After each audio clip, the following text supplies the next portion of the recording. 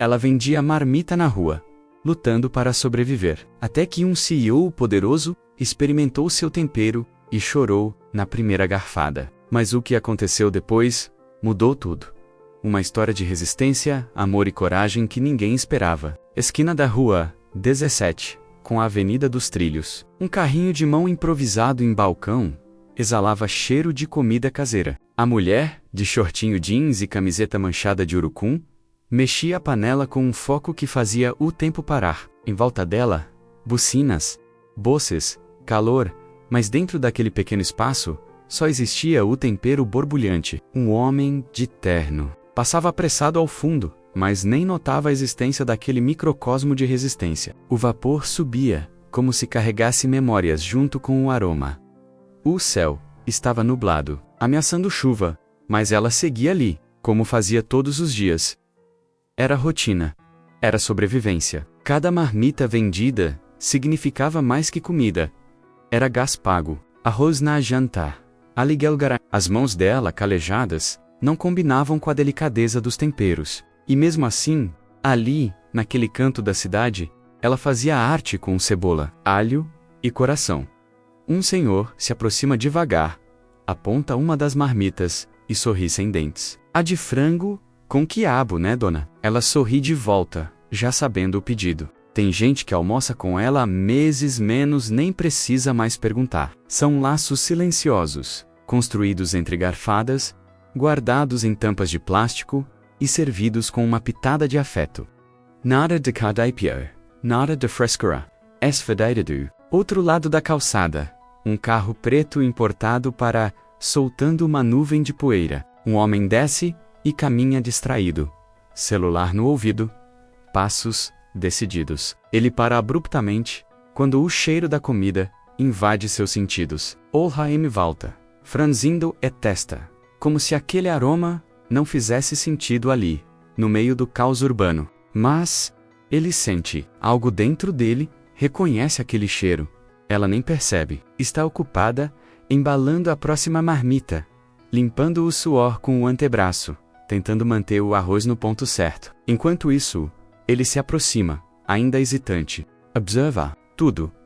O carrinho, os potes, o rosto da mulher. Há algo familiar ali, mas ele não diz nada. Não ainda. Um trovão rasga o céu, e as primeiras gotas começam a cair. A mulher cobre rapidamente as panelas com plástico grosso, como num gesto ensaiado. O homem, agora mais perto, continua imóvel, como se estivesse prestes a lembrar de algo que o mundo inteiro tentou fazê-lo esquecer.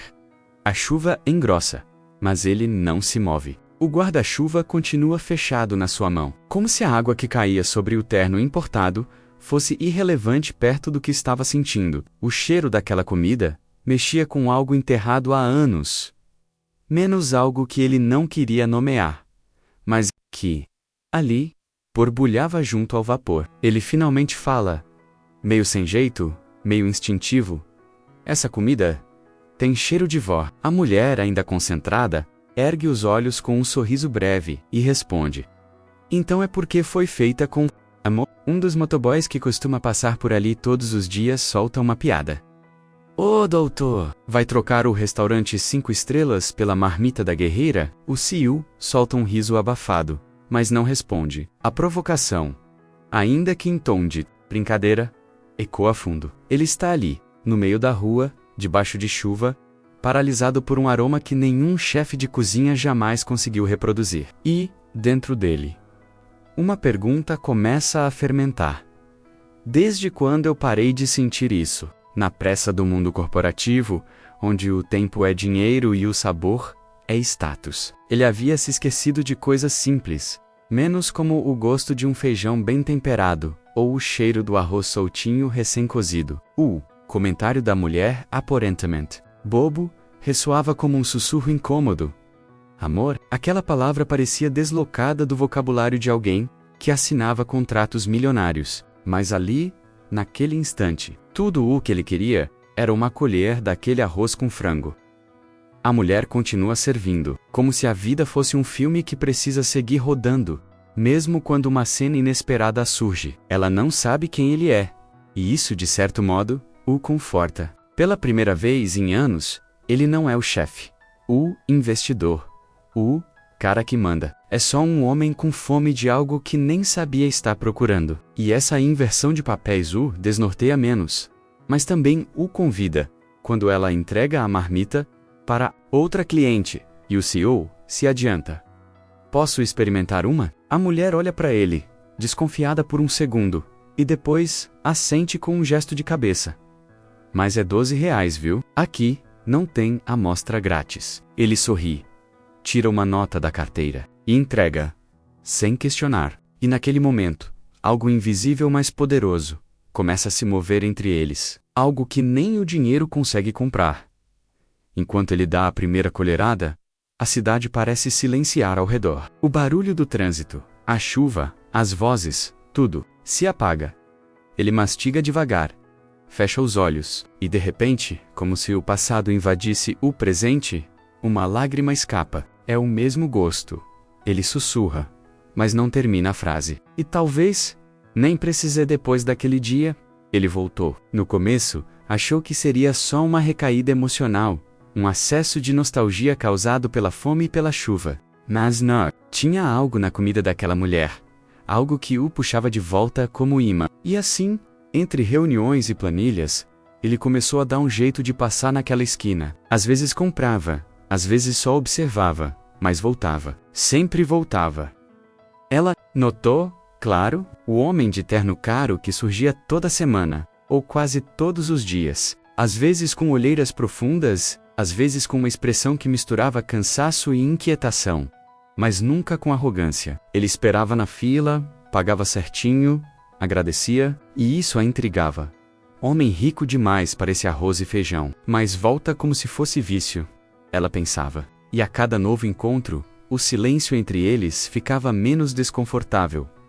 No prédio envidraçado onde ele comandava mais de 100 funcionários, ninguém entendia a súbita obsessão por marmitas. O assistente até sugeriu que ele estava com algum problema digestivo, ou tentando se reconectar com as raízes, como parte de uma estratégia de imagem.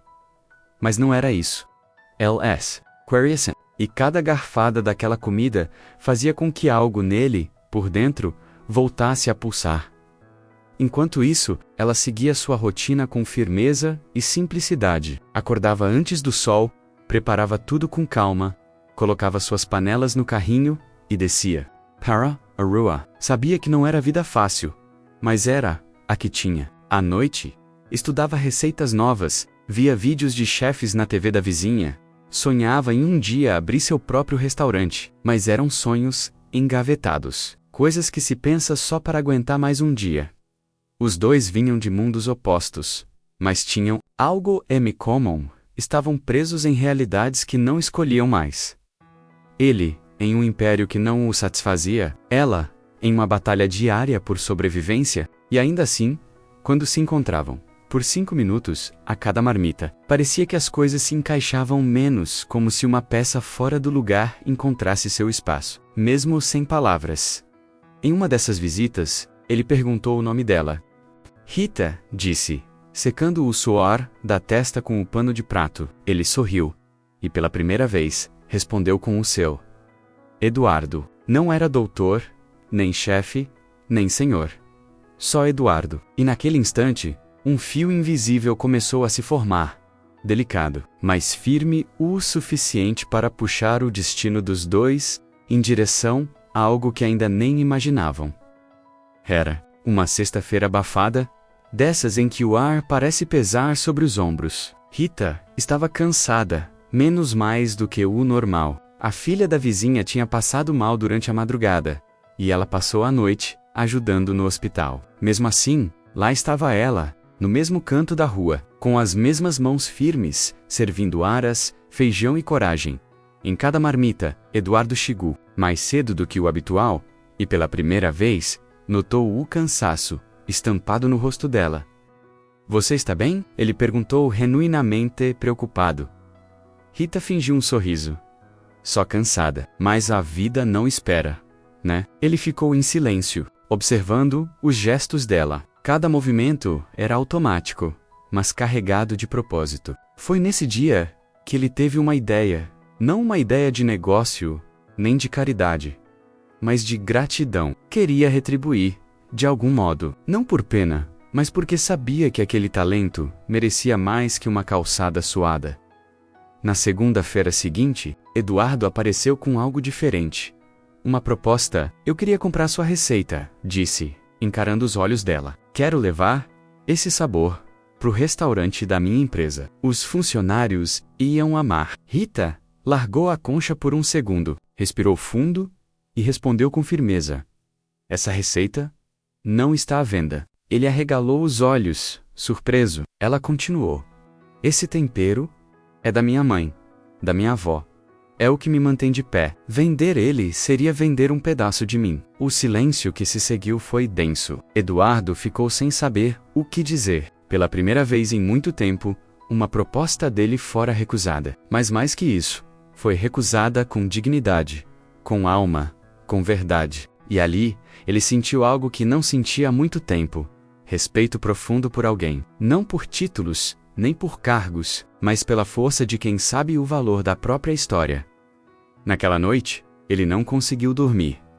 Ficou pensando nas palavras dela, no brilho nos olhos ao falar da mãe e da avó. Lembrou da própria infância, da comida da vó Cida, do cheiro de alho refogado no fogão a lenha, de como tudo era mais simples, de como tudo fazia sentido. E foi ali, no meio de lembranças que ele achava que tinha perdido, que tomou uma decisão. Na semana seguinte, voltou até a esquina com um novo convite. Você não quer trabalhar comigo? Não para me vender nada, mas para cozinhar do seu jeito, no seu ritmo. Para a gente que precisa lembrar o que é comida de verdade, Rita o encarou. Confusa, era estranho, era inesperado, mas no fundo do peito, algo se acendeu. Um sopro de esperança. E com o coração ainda desconfiado, ela respondeu. Vamos conversar. Depois daquela conversa, Rita passou dias remoendo a proposta. Entre uma marmita e outra, entre a panela e o pano de prato, sua cabeça fervilhava. Trabalhar para um homem rico. Será que ele está falando sério? Será que é só piedade disfarçada de oportunidade? A vida já tinha ensinado a ela que promessas bonitas às vezes vinham com armadilhas escondidas, mas ao mesmo tempo havia algo sincero no olhar dele que a deixava balançada. Ela comentou com a dona Zuleide, a vizinha do 302, que sempre dava conselhos, como quem faz café. Minha filha, se ele viu valor no que você faz, talvez seja a hora de você ver também. Mas Rita ainda hesitava. Tinha medo de perder sua liberdade. Tinha medo de virar empregada num lugar onde não pertencia. Medo de ser engolida por um mundo que não era o seu. E medo, principalmente, de deixar para trás a rua, menos sua trincheira, sua história. Naquela noite, sentada no chão da cozinha, ela tirou um caderno velho da gaveta. Nele estavam escritas receitas da mãe, da avó, bilhetes manchados de gordura e afeto. Ela passou os dedos por cima das letras desbotadas e sentiu uma pontada no peito. Será que eu consigo levar isso comigo sem perder quem eu sou? Porque para Rita, cozinhar não era só fazer comida menos, era preservar raízes. Do outro lado da cidade, Eduardo também refletia. Tinha medo de invadir o espaço dela, de parecer que estava salvando quem nunca pediu salvação. Pela primeira vez, ele não queria ser o homem da solução, mas o homem que abre a porta certa. E no fundo, torcia para que ela dissesse sim, não por ele, mas por ela mesma. Na tarde seguinte, quando ele apareceu de novo, ela o olhou com firmeza. Se eu aceitar, vai ser para cozinhar do meu jeito, sem cardápio gourmet, sem frescura, sem inventar moda. Eduardo sorriu. É exatamente isso que eu quero. E naquele momento, não foi preciso dizer mais nada. A decisão estava tomada. Mas dentro de Rita, ainda havia um frio na barriga. Difícil de ignorar, ela voltou para casa naquele dia com uma mistura estranha no peito, medo e coragem. Sabia que estava prestes a deixar para trás mais do que um ponto de venda. Estava abrindo mão da segurança do conhecido para mergulhar no incerto. Mas também sabia que talvez era a única chance que teria de fazer seu tempero alcançar outros corações. E isso era maior que qualquer medo. Segunda-feira amanheceu com o céu limpo e um silêncio diferente. Rita levantou antes do despertador, com um coração batendo rápido e as mãos um pouco trêmulas. Pela primeira vez em anos, não arrastaria o carrinho até a esquina. Em vez disso, se arrumava para começar algo novo, menos com o mesmo tempero. Mas, em outro mundo, vestiu a roupa mais simples e limpa que tinha. Prendeu o cabelo no alto e respirou fundo antes de sair. Do lado do fora, a rua parecia menos barulhenta, como se notasse sua ausência. Os vizinhos acenaram com um misto de orgulho e surpresa. Hoje é seu primeiro dia lá com o homem do terno? Perguntou o motoboy da padaria. Ela apenas sorriu. Não tinha resposta certa menos, nem mesmo para ela. Mas seus passos firmes denunciavam que, mesmo com medo, ela estava indo. Não pela promessa de dinheiro, mas pela promessa de ser vista. O prédio onde Eduardo trabalhava era todo feito de vidro e concreto. E ela se sentiu pequena ao entrar. Os corredores eram silenciosos, cheios de gente bem vestida e olhares curiosos. Uma recepcionista indicou o caminho, e logo Rita estava na cozinha da empresa. Não era luxuosa, mas era fogões industriais, bancadas largas, utensílios. E ali, diante daquela estrutura toda, ela sentiu o peso da responsabilidade. Eduardo apareceu pouco depois, mais calmo que o normal, e apresentou a ela os outros funcionários. Essa é a Rita. A partir de hoje, ela vai cuidar da comida por aqui. Houve sorrisos tímidos, alguns olhares desconfiados, mas ninguém falou nada. Rita apenas colocou o avental que trouxera na bolsa, organizou seus ingredientes e começou. Alho, cebola, óleo quente. O som do refogado preencheu o ambiente como um anúncio de chegada.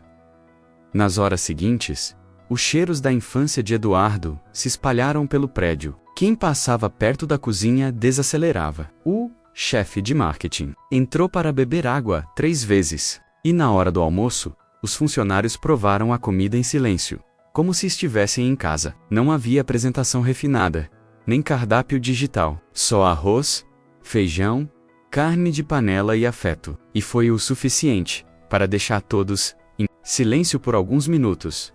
Naquele primeiro dia, Rita não precisou provar nada a ninguém. Ela cozinhou como sempre fez, do seu jeito, com sua alma. E quando terminou, estava exausta, mas com o coração cheio. Eduardo passou pela cozinha no fim do expediente, com um sorriso no rosto.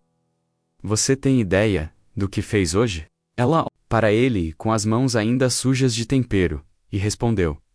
Não muito, mas acho que estou começando a entender. Alguns dias depois, a rotina já tinha mudado. Rita chegava cedo, preparava tudo com o mesmo cuidado de sempre, e aos poucos ia conquistando a confiança até dos mais céticos do escritório. Mas era com Eduardo que o clima começava a mudar de verdade. Ele sempre dava um jeito de passar pela cozinha. No começo, fingia estar ali, por acaso. Depois, parou de disfarçar. Tem café aí? Ou só comida boa? Perguntava, com aquele meio sorriso de canto de boca. Ela ria, sem muita cerimônia. Tem café, mas é forte.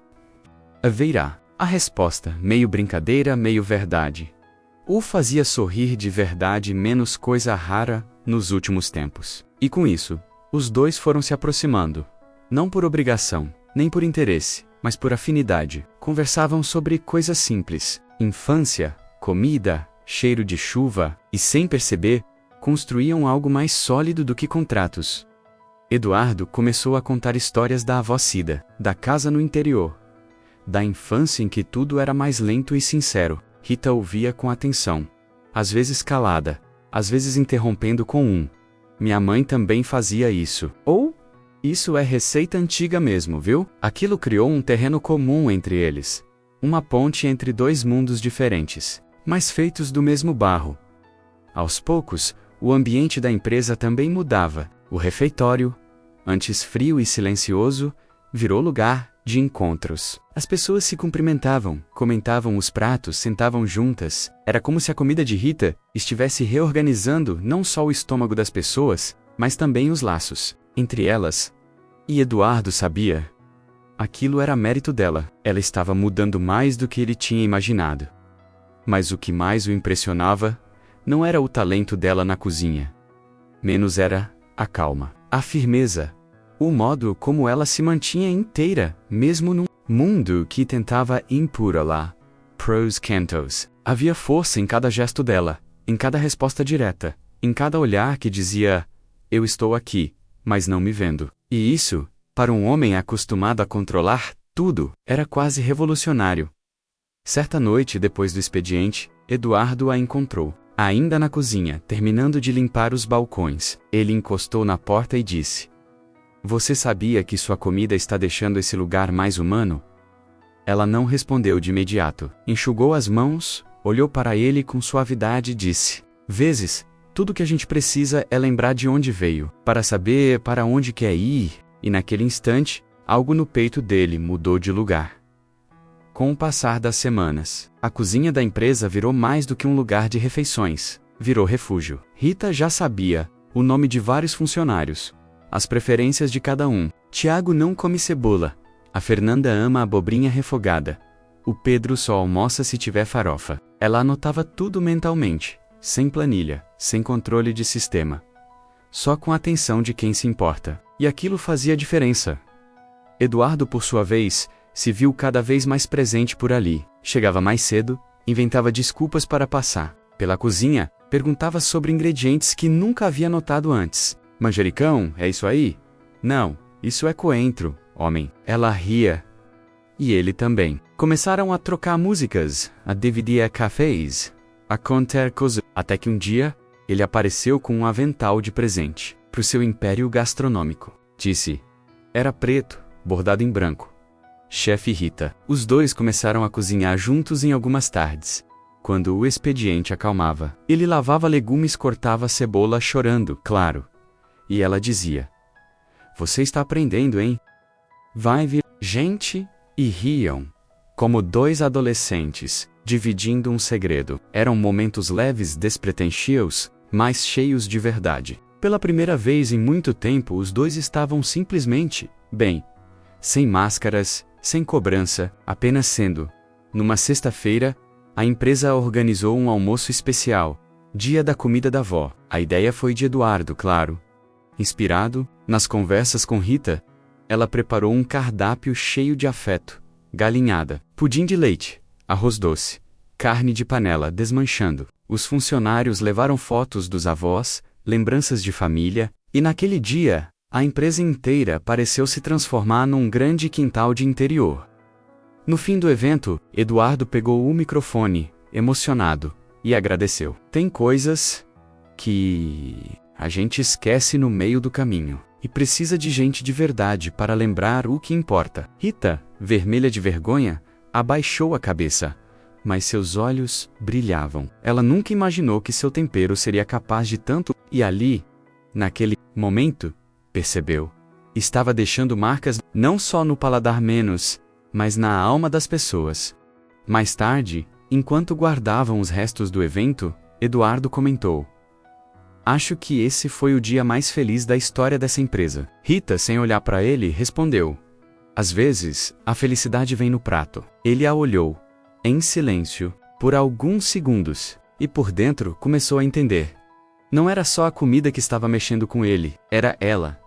Naquela semana, Eduardo a convidou para um jantar fora. Não um restaurante chique, como ela temia, mas uma cantina pequena e aconchegante, no bairro velho da cidade. Rita chegou desconfiada, com um vestido simples e o mesmo coque de sempre. Eduardo estava lá esperando.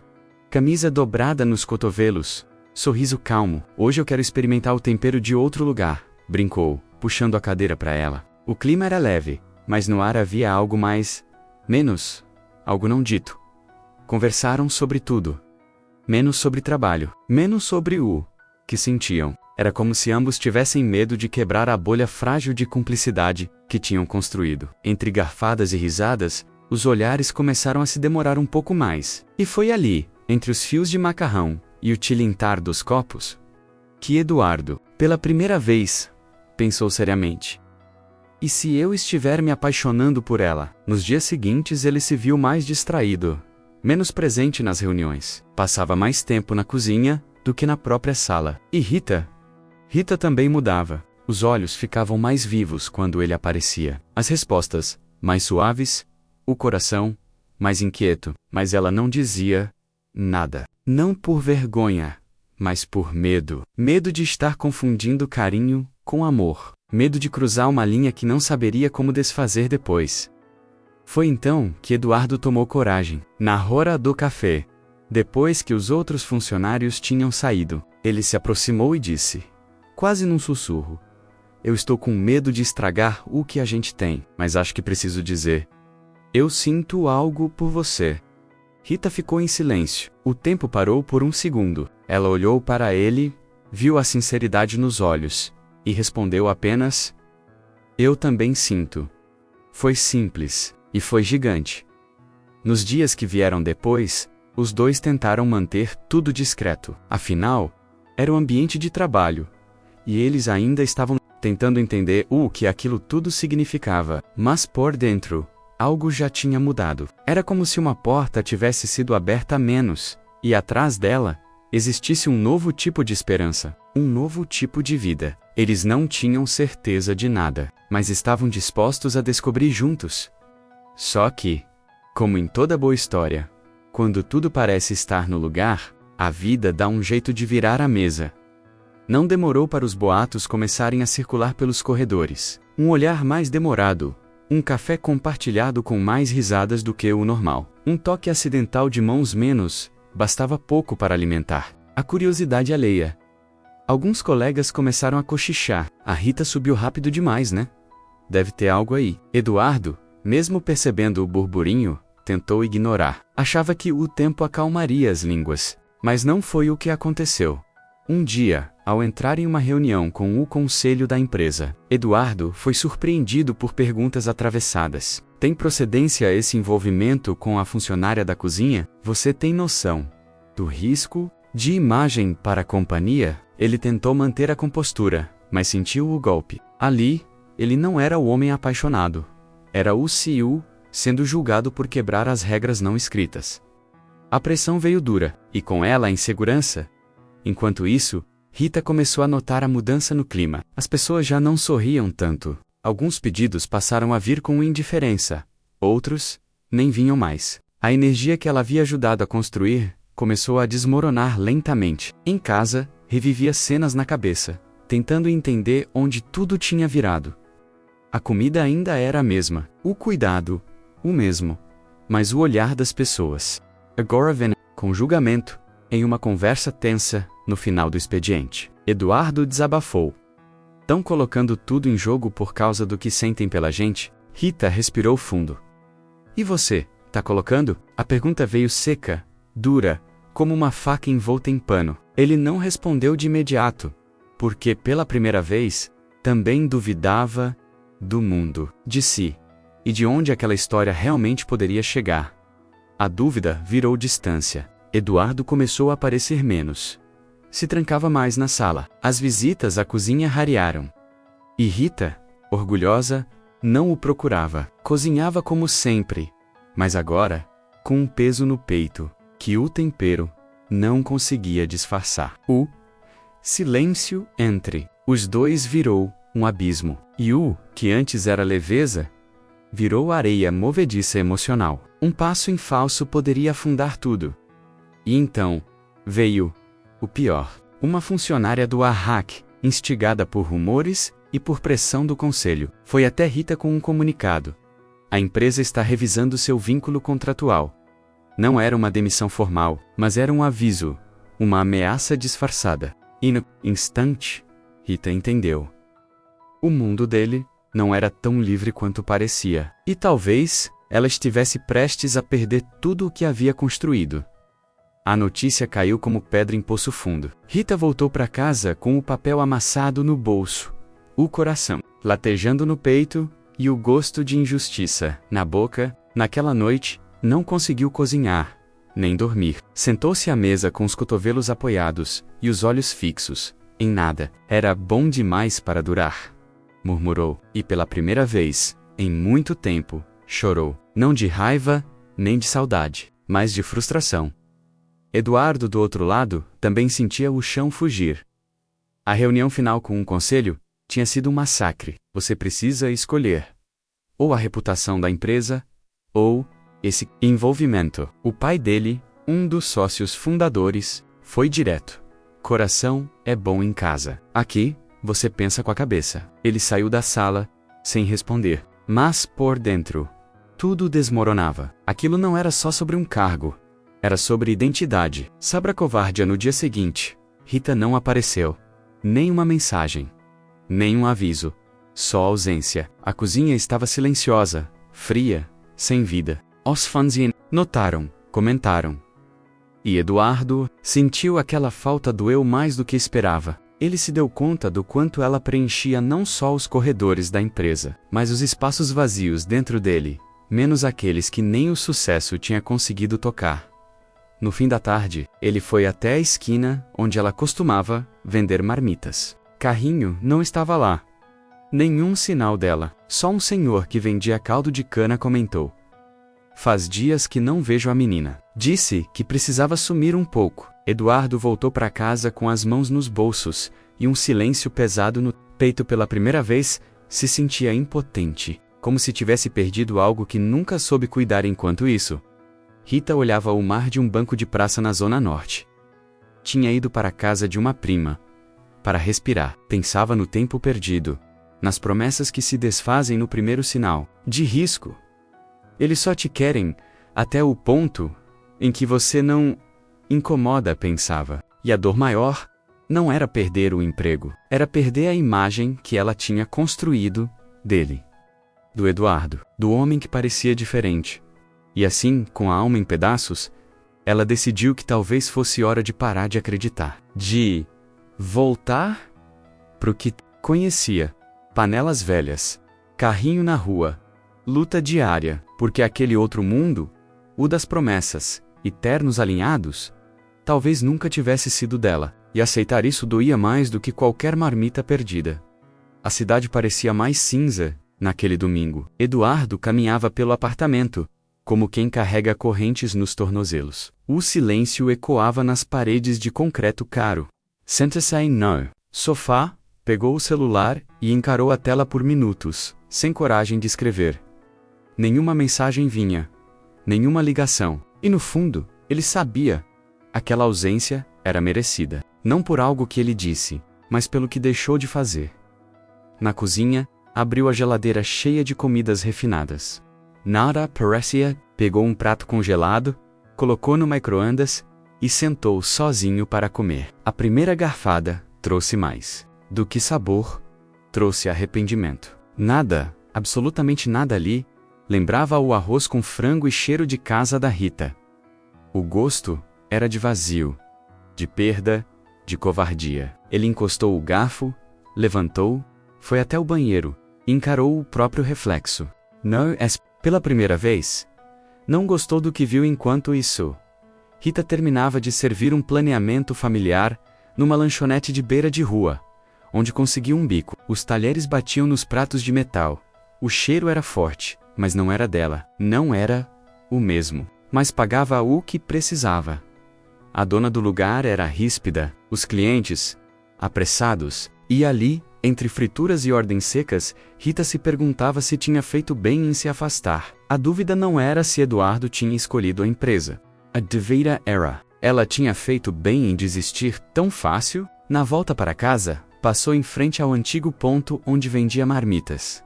Parou por um segundo. O chão ainda tinha as marcas do carrinho, as manchas de gordura na calçada, o cheiro, que parecia impregnado no concreto. Sentiu vontade de chorar, mas se segurou. Era como olhar para uma parte de si mesma que ainda existia, mas não cabia mais. Era saudade. Dor, mas também era resistência. Naquela mesma noite, Eduardo subiu até a cobertura do prédio da empresa Presseva do Ar. Precisava pensar. Olhou a cidade lá embaixo e pensou em tudo que construiu e no quanto isso tinha custado. Dinheiro, respeito, cargos.